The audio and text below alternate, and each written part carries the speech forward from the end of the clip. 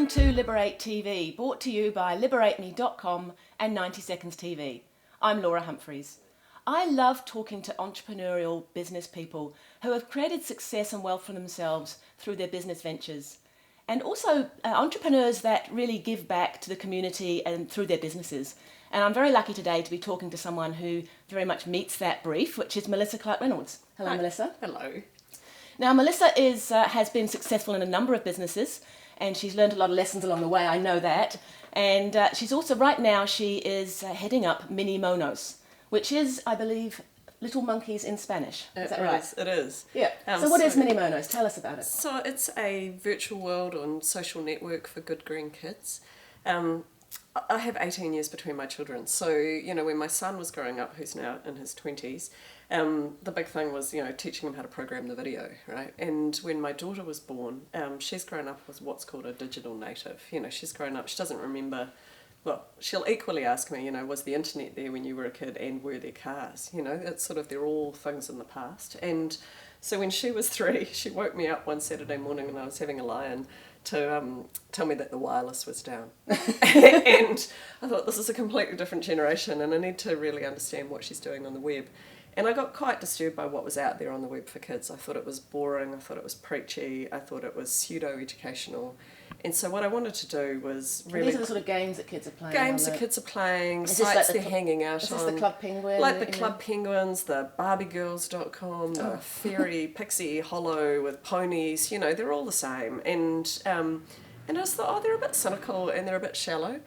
And I looked at my daughter and she's grown up, she's a global citizen, we travel, she cares deeply about the environment, she cares deeply about social issues, she fundraises for pandas, she fundraises for homelessness, she does all this stuff, and we're talking here about a 10-year-old now, yeah. And I thought there's nothing that reflects her experience of the world, and so I wanted to build a network for kids around the world who were interested in green issues and who wanted to play games and hang out, just like I play on Facebook, and yeah.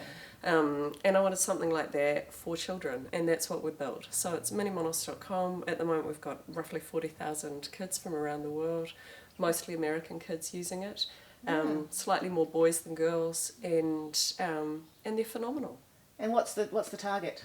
So the target is really boys and girls who like boy stuff. I'm picking you're probably one of those girls. I was certainly one of those girls. I certainly was. I don't know if I still am. And so that's the target, 8 to 12, globally. And what makes it a good business model? What's good about the business model is that it's on the net, and so you build it and deploy it anywhere in the world, which is really nice. So you've invested in the technology? Well, actually, what's nice is we haven't invested in the technology. Everything we've used is open source, so we use free technology. What we've invested in is story and art. Right, okay. And so for me, it's phenomenally creative, great fun, got a team that's scattered around the world. It's a freemium business model, so things people can do for free, and then a subscription model. Right, so it's a subscription, yeah. Yeah, and microtransactions where you can buy virtual goods. Yeah. Okay, no, that's great. So that's what you're doing now. Yeah. And what about before Mini Monos? Just give us the rundown on your business history. Well, my very first business was a stop-go business, like standing by the side of the road with the stop-go signs, and I used to hire... I'm serious. How old were you then? I was 16. Right, okay, so we're talking an entrepreneur here from an early age. I know. I went to university and I discovered, because I was nannying for a guy who worked for an asphalt company, that they couldn't get enough stop-go people, so they'd pay me $50 a day for a student, and I could pay them $30 a day, and it got me through. By the way, you were at university when you were 16. I was. Yes. I went to university at 15, and there was a slight problem. Melissa was the youngest female to go to university at that time. Yeah. So not a stupid girl. But the problem was I didn't want to have to work for youth rates.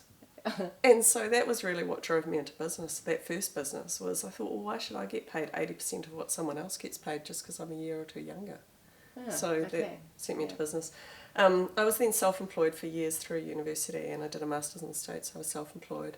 I came home to New Zealand and did Money New and started a business, I started 2 businesses, one in Vietnam, which was an engineering and health and safety environmental consultancy, and one in New Zealand that became the largest private workers' compensation insurer. That started at GMV, didn't it? Yeah, which stands for... Well, it stood for Good Morning Vietnam. I remember that. Good Morning Vietnam. Good Morning Vietnam. And But really it made me realise you could brand anything. Yeah. You know, it didn't really matter. Yeah. Nicknamed it Get More Valium because it grew so fast. And at one point we went from 10 to 190 million in 9 weeks in terms of revenue. And so, wow. yeah, we had a big sign up on the call centre wall that just said sleep next month, and it stayed there for 6 months. And, you know, we hired 200 people in those 9 weeks. So I've been through the experience of doing incredibly high growth.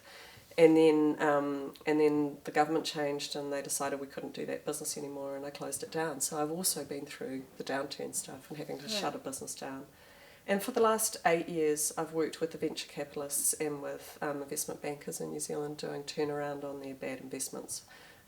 So IT companies mostly that had a lot of investment and never realised it, and I've gone in and done turnaround on them, which has been the most fantastic education. Yeah.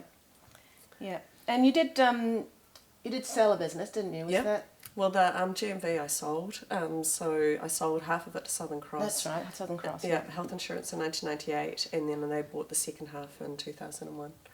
Really good experience. You know, it taught me a lot about how to package a business up to sell it, and then even with the ones that I've worked in the last few years, where I've worked with the venture capitalists, we've bundled those up and sold them too. Yeah. So what would be some of the key lessons? I know that you're someone who likes to learn. You have a saying. What was the saying you had? I'd rather learn than earn. Yeah.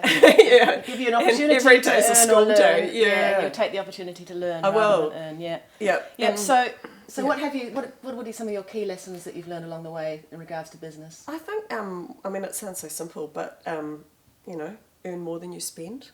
It's a pretty simple one, but lots of companies don't follow it. Yeah. Lots of companies, the founder gets arrogant and thinks, well, if I keep investing in the business, it'll come right, and that may not be true. So the other one I think is get revenue, which is the same sort of lesson, but all the problems that you have in your business go away if you sell stuff.